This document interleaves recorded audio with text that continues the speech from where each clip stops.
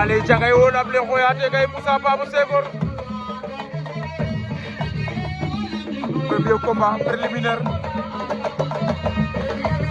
Ada Boy Baol Seul bu ndaw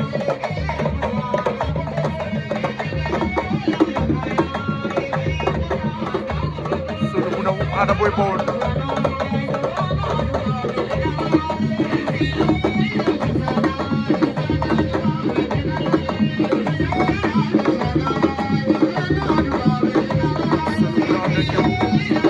Ada Boy Baol ak jëm ku nekk di jëkkal ci ñoom ñaar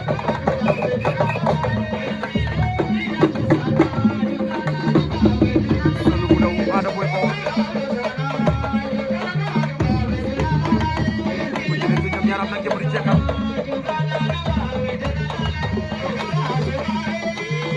Ada Boy Baol ñu soxal Seul bu ndaw soxal ak ñaari soxla kat lañu waaye daa mel fi léegi li Seul gën a jàpp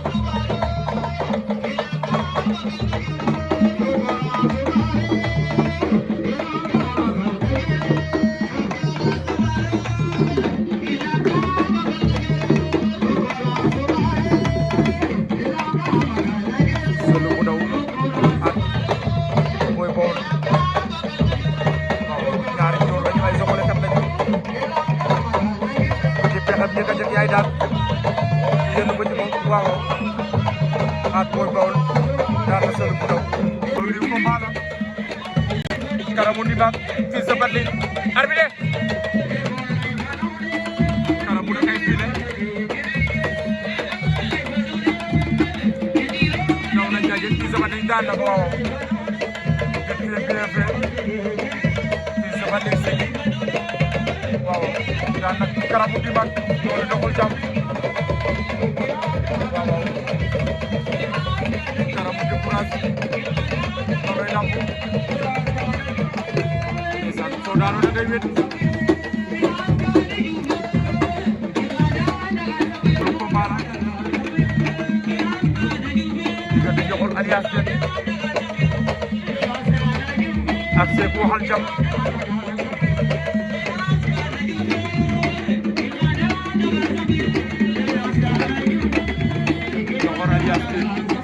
waxal jàmm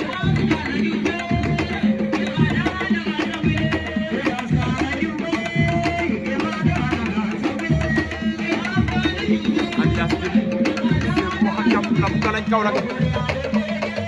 troisième combat préliminaire bi wala deuxième combat autant pour moi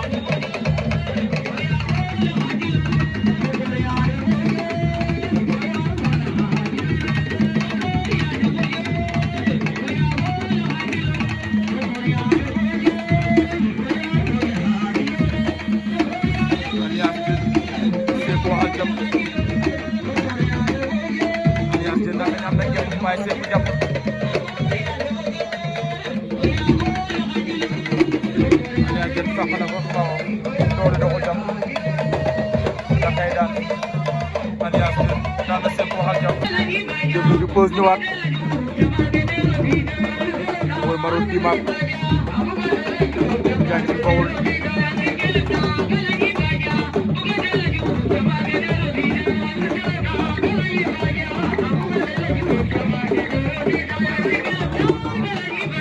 bëgg xalaat waaye loolu daa sori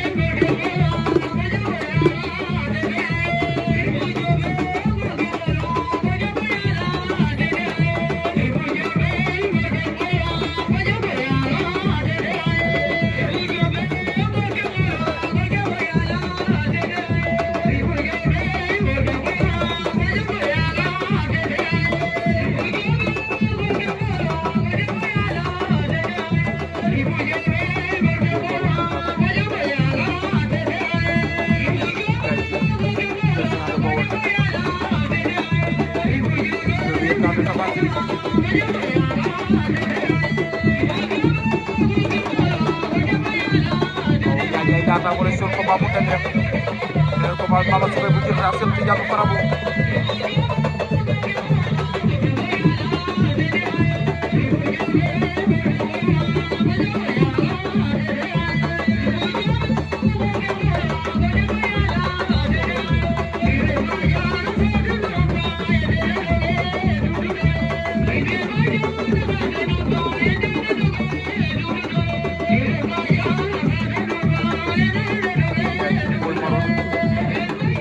Mama Soukeye bu Djirnda ak Cheikh Tidiane Farabu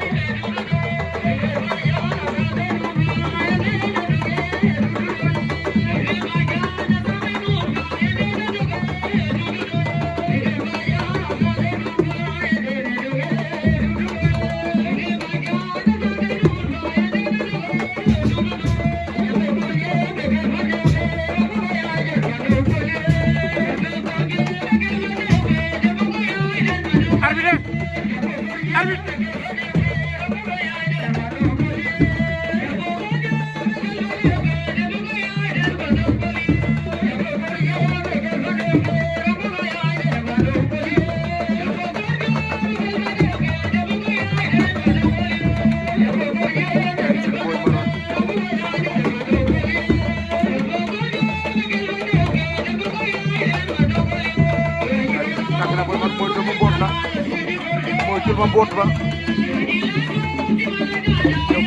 moytu ma mboot ba waaye jaay fam ko am sore na kontu na ko waaw waaw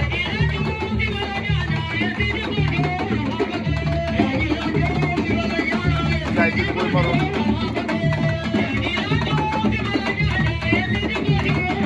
waaw daa mel ni moom nga jàppoon rek na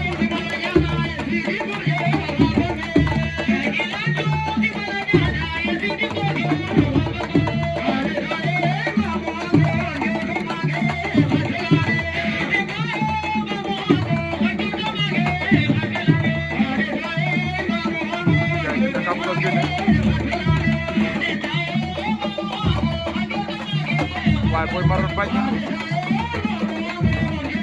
arbitre may ñu loolu jaajëf dimaag jaajëf Boy Maroon dimaag waaw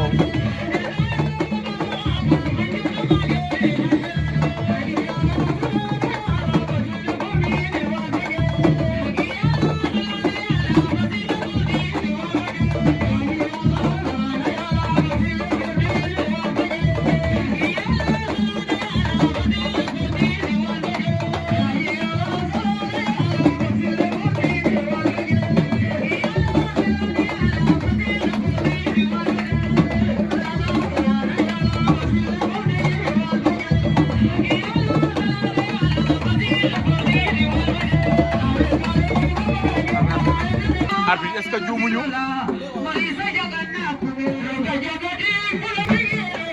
waaw combat sok Ada Boy Baol Lamine Diop Radiakhé wala na arbitre da ngay yuuxu ba bëgg a dee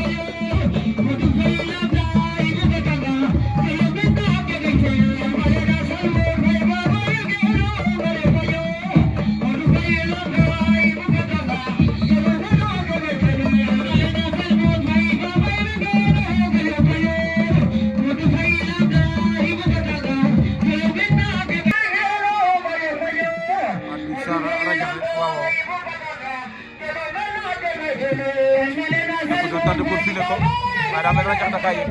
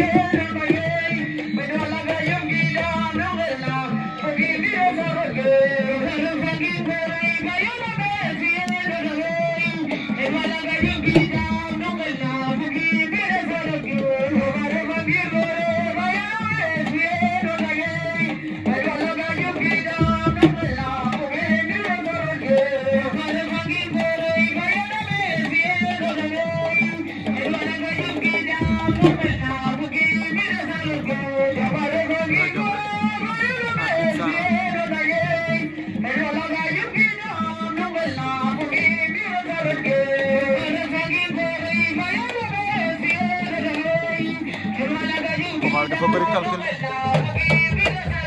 ci ñoom ñaar nangul dem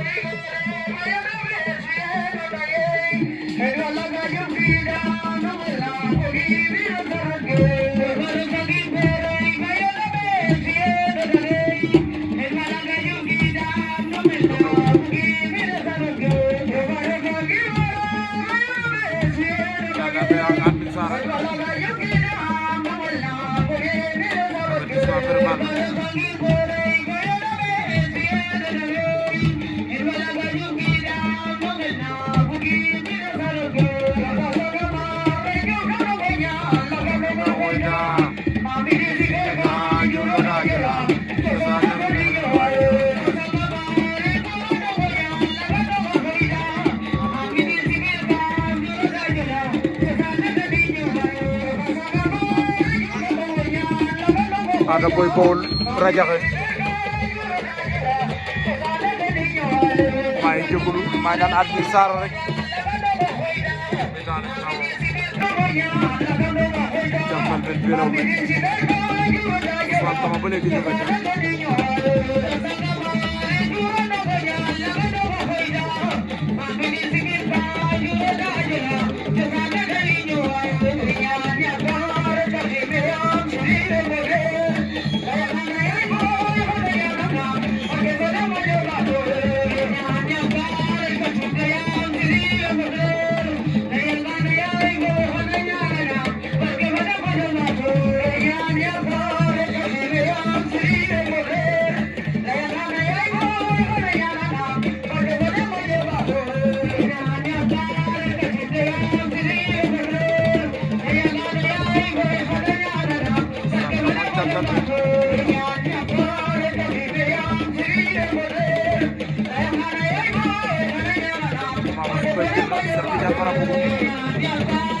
ñaari ko baye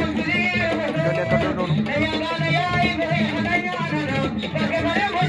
Mama Soukeye ci seen prolongation lañ nekk noonu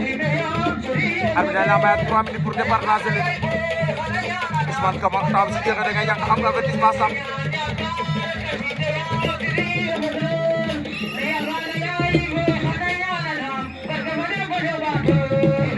Mama Soukeye Cheikh Tidiane Fara bu ñetti ko bay dañu dawando Boy Baol Lamine Diop Radiakhé ku nekk am na avertissement bi ne bëre yaay boy xada taw fi barba jowa amena de xamaya ya de waxe ngaram ali kit mama yaay boy de xara wa tit barba jowa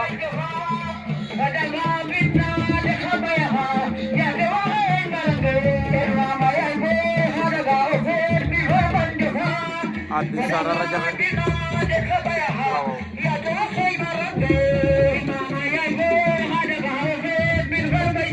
taxal ko nañ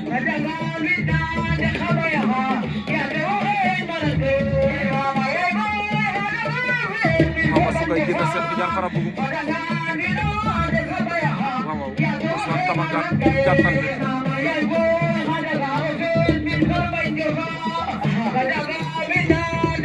Radiakhé at Boy Baol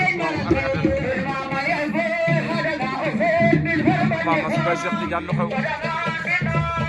temps jeex na arbitre yaa ngay xoolal li ñu wax loolu du yoon 10 minutes de combat jëkk ñoom ñaar jàpp loolu du yoon Mama Soukeye jël na Cheikh Tidiane Fara di Sarr bi jàppal Ousmane Kama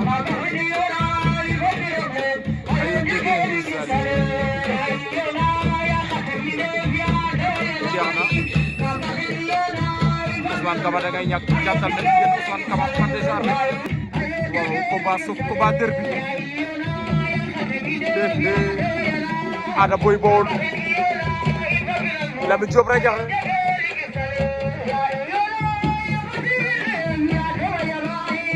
Ada yona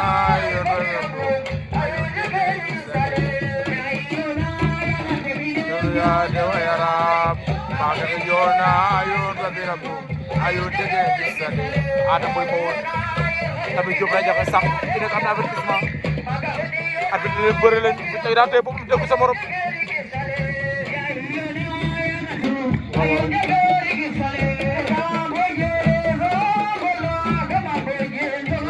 gorandi day goray kama gorandi sey way kon ya ndera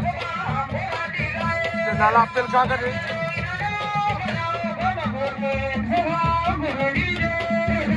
ay kenn du Pape Faye bu ko leen dëggal ma jaw la muy tëgg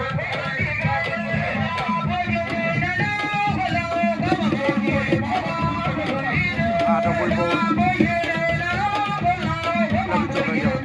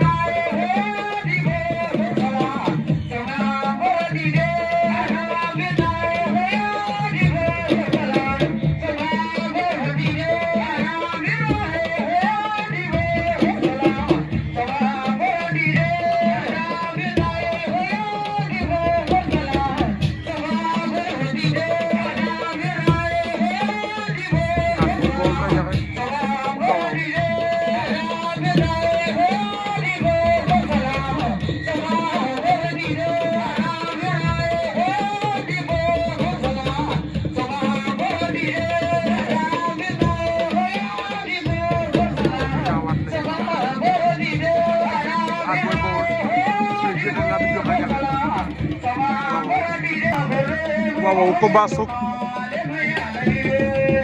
combat revanche Diokhor Alliance Diène Fils de Balla Siby Alliance Diène Fils de Balla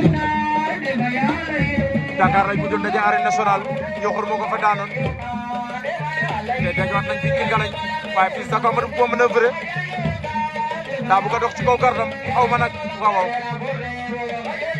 Fils de Balla na la ni Diokhor rek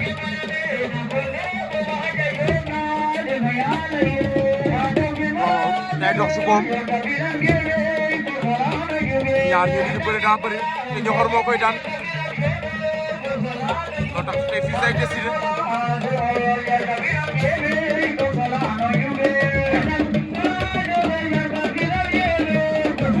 Diokhor waaw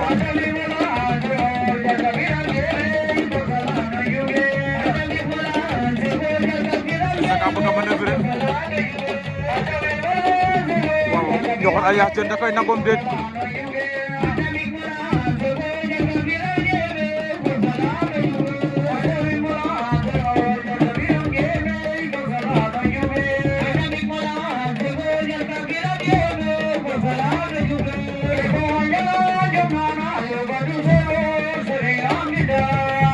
seperti Diokhor mungkin sampai Diokhor na jëm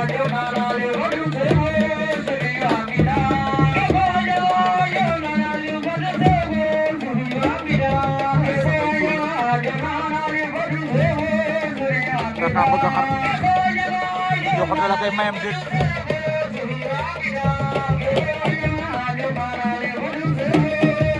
Fils mi tey daa décidé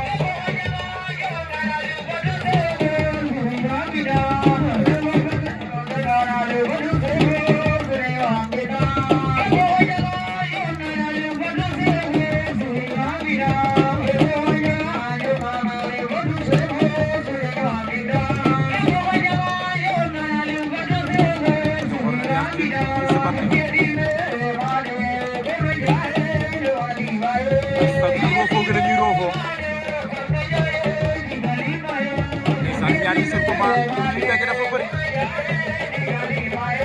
Fils de Fatick Ñoxor Fils de Fatick ñaar loxoom jàpp na Ñoxor benn loxoom moo jàpp Ñoxor est-ce que li nga may tamit bëriwul moom tam kenn du ko may moom ca jàpp ñaar loxo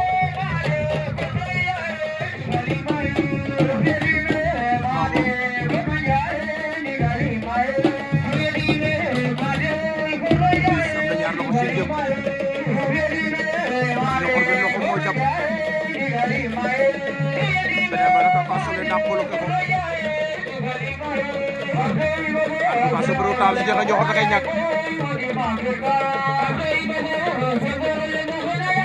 fii si tey ni ma gisee daan décidé ndeysaan sama ñaari mbër lañ waaw waaye loolu làmb la Ñoxor Fils de Fatick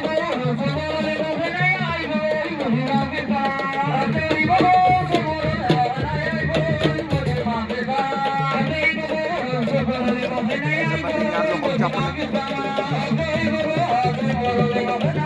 Ñoxor daal na jàpp na ñëw ñaar loxoom jàpp na Ñoxor dafa bëgg a soxla est-ce que Fils diisul moo jël ma deuxième pied boobu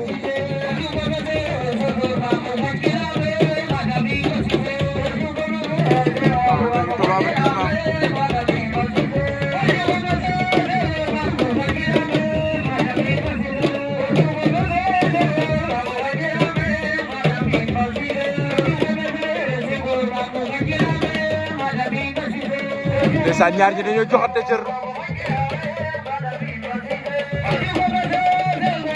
ndeysaan ñoom ñaar ñëpp waa Kaolack lañ wala seen base Kaolack la ndeysaan ñooy bokk di def lépp waaw suñu dajee ñoom ñaar dañuy bëre loolu la ñuy wax naan lamb du xaajale tay boole ndeysaan ci fair play lañ koy def ku ci daan encouragé sa morom te di félicité moromam alias Diène Fils de Fatick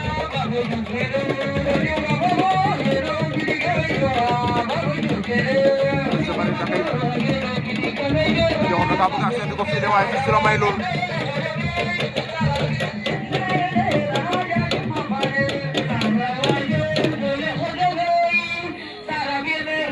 Fils de Fatick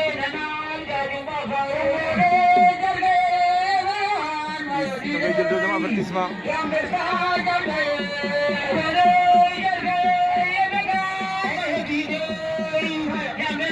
waaw waaw deuxième avertissement pour Fils de Fatick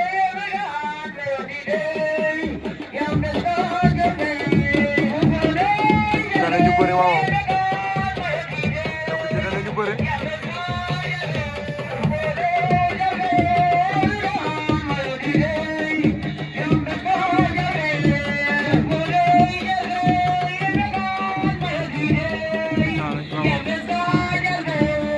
delluwaat nañ ci action ba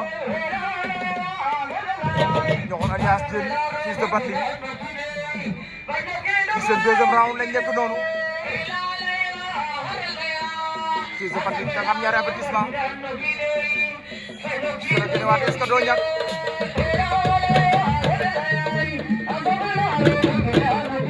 Ñoxor Fils de Fatick Ñoxor a ngay jetal Fils de Fatick taxaw ak garde ko xaar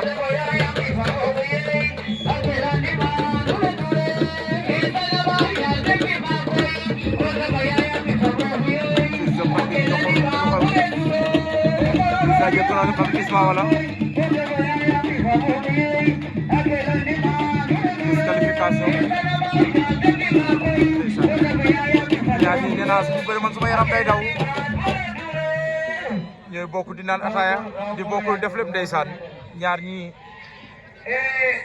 sama sañoon dootuñu daje vraiment li ñuy daje daa bari. loolu combat la diggante Sang bu Ngoye ak Cheikh Ngom bu Bambey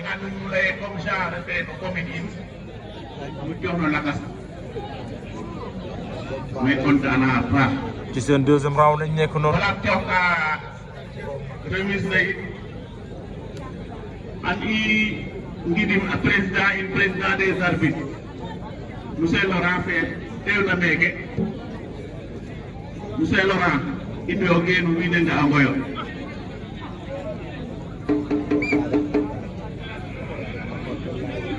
lu xew waaw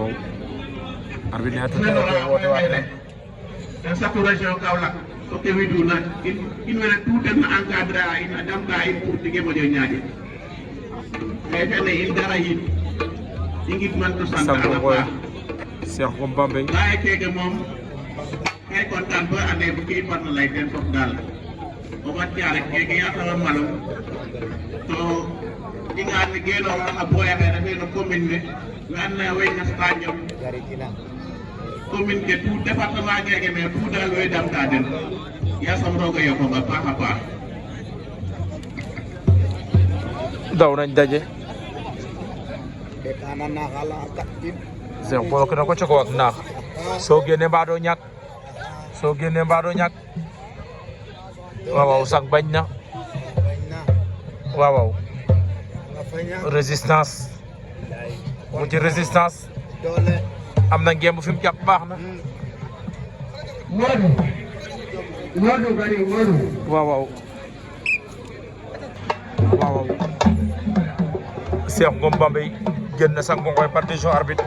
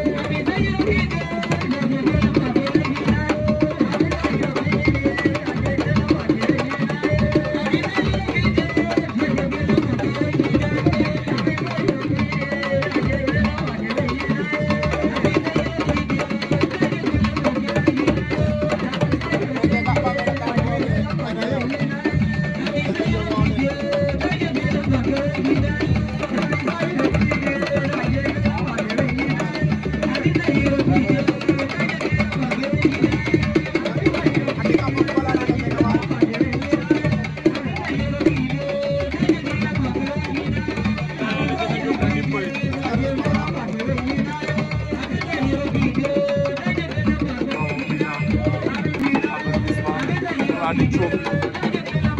avertissement pour Bo Maroon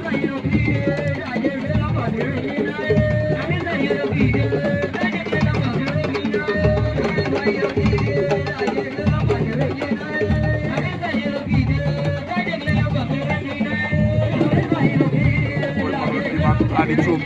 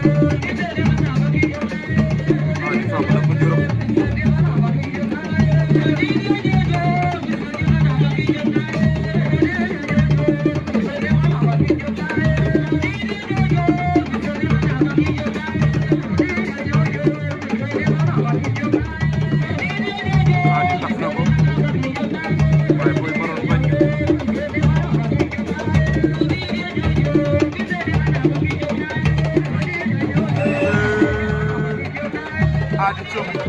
daan na Boy Maroon Jimaat jantal men Mama Sukay gir na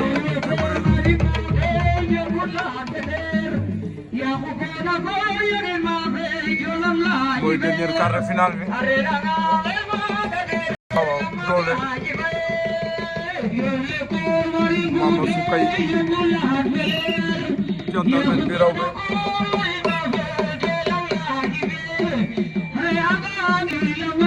waaw loolu ko baala jantal men belaw be Mama Sukay girra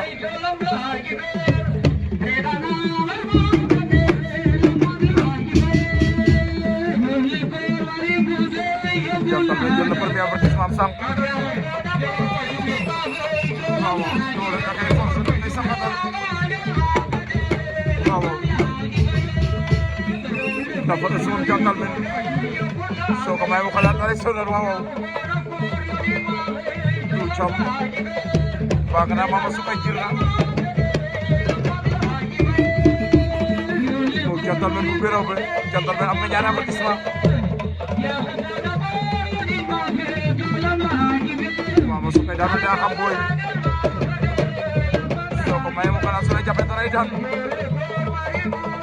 waaw loolu kat da ngaa diis su dul yàlla loolu lay mel ni lamb ji moo la koy teg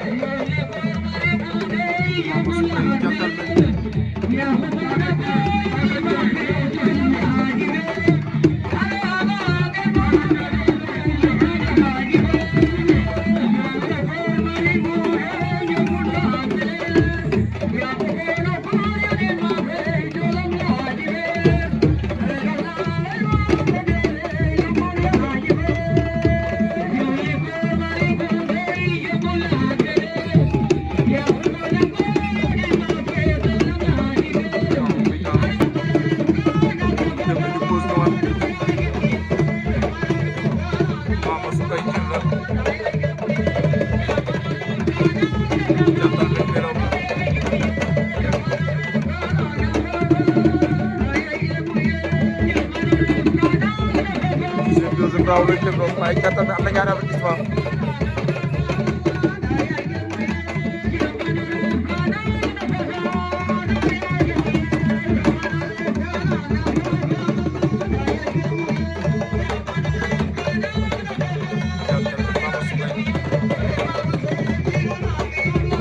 daa bëgg a diri sa combat bi waaye Mama Sukay day jëkkal noonu lay réclamé noonu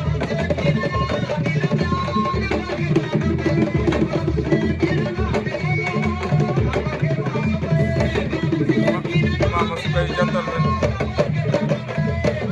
te nga bañ a dóor soo dóor dañuy disqualifié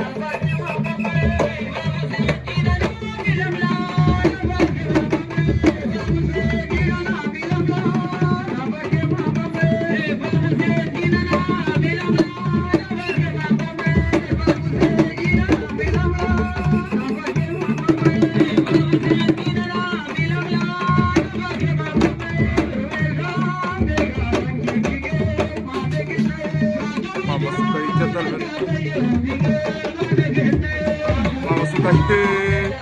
jantal men war na ko ndobo penalty daan na ko jantal men daan Mama Sukay loolu combat la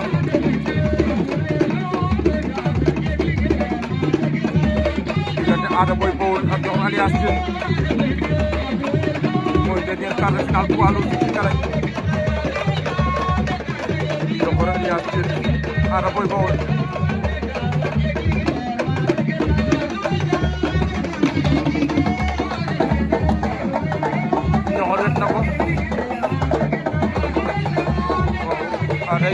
ba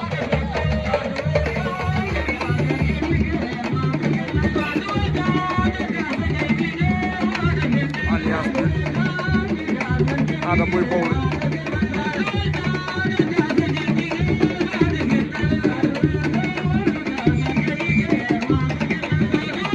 waaw combat bu war a neex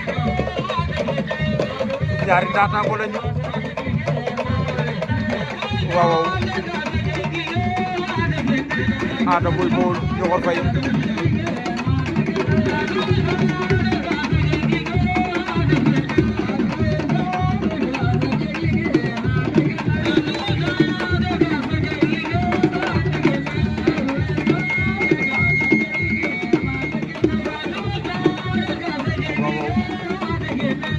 Ada Boy Baol doo actionnaire la Ñoxor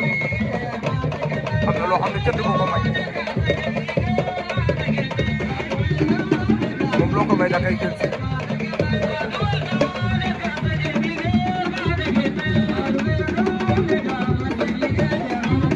Ñoxor na yaa ngi ak Boy Baol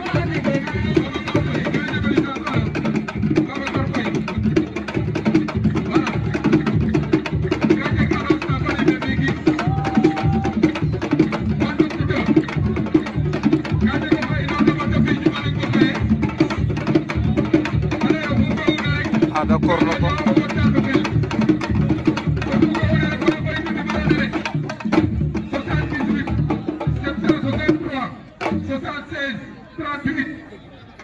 Mandu Kuta kaje ko hay inor na maga alay payum Ñoxor Ada papa yum kay dor ma tapi ci mané ko hay kama kino xel koy waxu nga wone rek bu ñu so bala ta ko yele bal sa ko waaw Ada daw na ramas Ñoxor ne ko daw na fiile ko waaw waaye Ñoxor daal di se waaye mu nga ngóobu mu ngay wut ngemb fam jàpp baax na Ada Boy Baol Ñoxor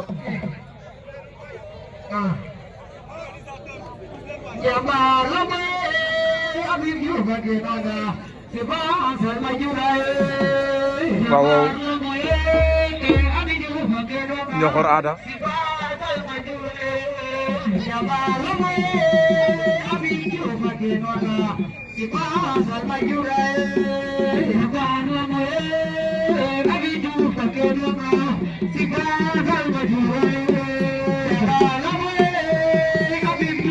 Ada Boy Baol Ñoxor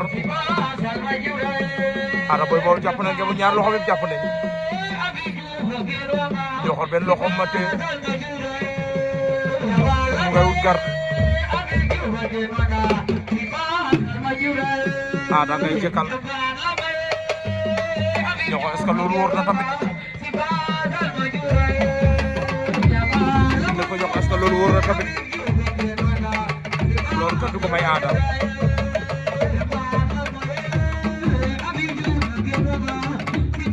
Ñoxor Ada Boy Baol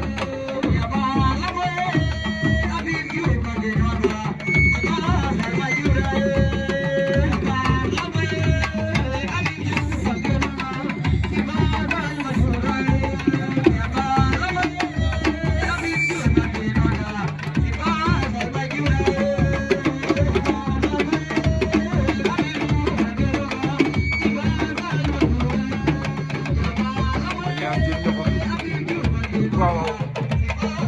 Ada daa jàppoon tëdd waaye day tëdd Ñoxor mu jàpp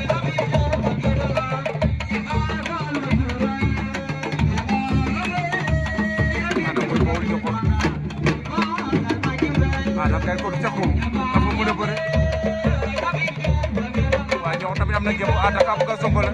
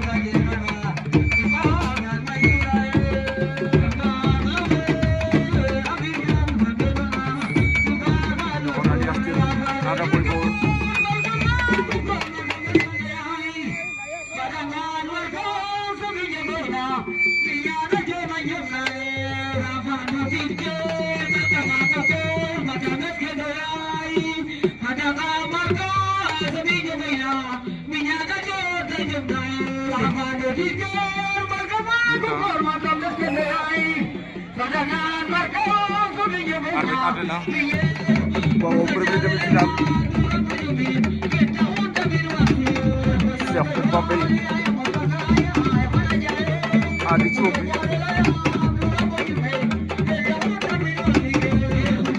ale Khoudia Ndour wali te yaay mo tanga yaay xana jayo ale Moussa Thiala te ñu do ko ko metena taw nas premier demi-finale Adi Thiobi Cheikh Bambey ale Khoudia Ndour waye te yaay mo tanga yaay xana jayo ale Moussa Thiala te mo ñew wa ko men ale te taxu tamit wasi ko de Khoudia Ndour o yal santamba kada ala khayra togu kada rogo yano har adi na kama nyako we desat mama de jorna la muñal adina ko desat takel wala won ke to na la fune mum Khoudia Ndour wa yalla na melo biram ala kul hal fani je xare ko yalla mo fay dal tak ajene kada ko we desat Moussa Thiaré fa el bandi wala ke muñu adna naga yo Adi Thiobi Cheikh Bambey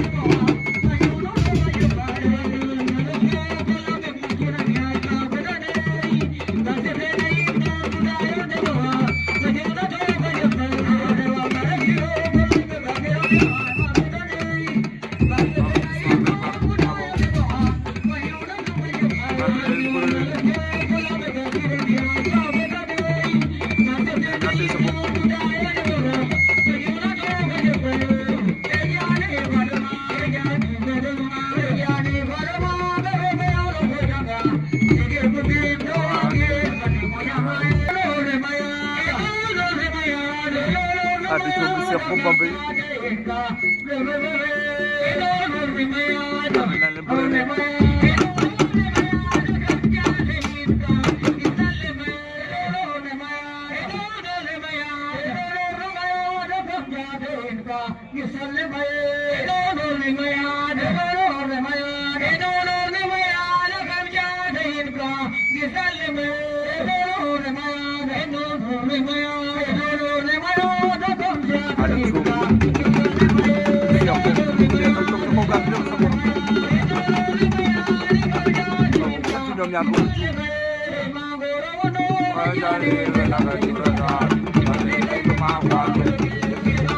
ale bambora wono hajani te naga juratan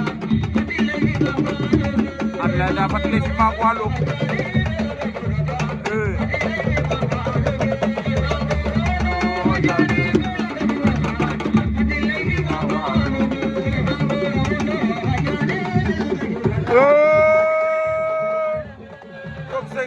Adi Thiobi dana Cheikh waaw waaw lo Cheikh di réclamer waaw Adi Thiobi daan na la Adi Thiobi woyul arbitre dafa woyul arbitre waaw Adi Thiobi daan na Cheikh deuxième demi-finale Alliance jantal men Belawbe waaw waaw jantal men Ñoxor Kalañ Kaolack jantal men nee naa la xale la waaye dafa am jom sañ-sañam may na ko lu nekk waaw waaw nga surveiller ko loo koy def nga jàpp ko dëgg nga soog a def waaye ak faal li ma la wax soo ko deful day met ci lamb moo la koy teg waaw waaw Kara ko tur ko ci la yaa ngi leen soit président et président aussi mooy dafa am endurance am rapidité maa la ko wax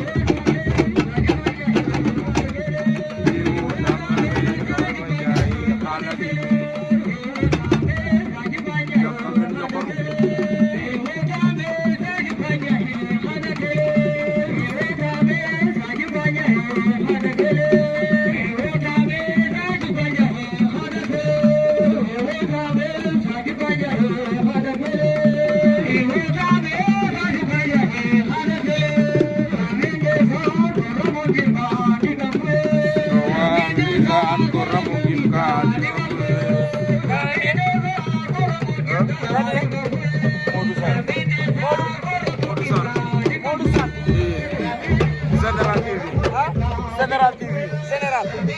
Joxor Alias daan na jantal ben boy boobu looloo koy daan daan ko yor bu jàpp ko loo koy def ko di courage jantal men daanaan ka champion nga def ko lo def ka fayda ba daanu ale ya ko de wante ko ya wante Cukandera final poids lourd le samedi le 20 décembre 2025 fii ci Galagne région de Kaolack commune de Ourour une finale qui s'oppose entre Ñoxor Alias Diène la facette de Kaolack Ndangaan le natif de Mboudakhar mbaa nga naan Pitbull mook Adi Combina ndeysaan la fierté de toute une communauté la facette de Combi le frère de Pagnaw Mbam ne Combi mbaa nga naan Bin Gori ndeysaan doomu Gandiaye doomu Kambur waaw waaye doomu Kaolack mu naan ñaar doomu Kaolack ñoo finaalu Ñoxor Alias Diène Adi Combi final poids lourd lamb Galagne ndeysaan dëkk le grand champion Ablaye Beng alias African ndeysaan di bëgg Ñoxor le frère de Ablaye Beng mbaa nga naan Mayga waaye Aliou Sarr kooku sama papa la suma doom baay dama ko fàtte Aïssatou Sarr depuis Sangaye Pédé du ma la fàtte kooku suma doom la alias Diène jël na lambu ja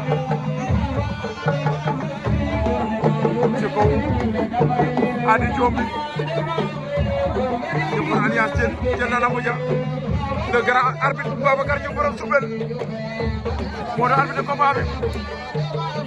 Cheikh Diouf bu soob ndeysaan doon dul bu sax du bokk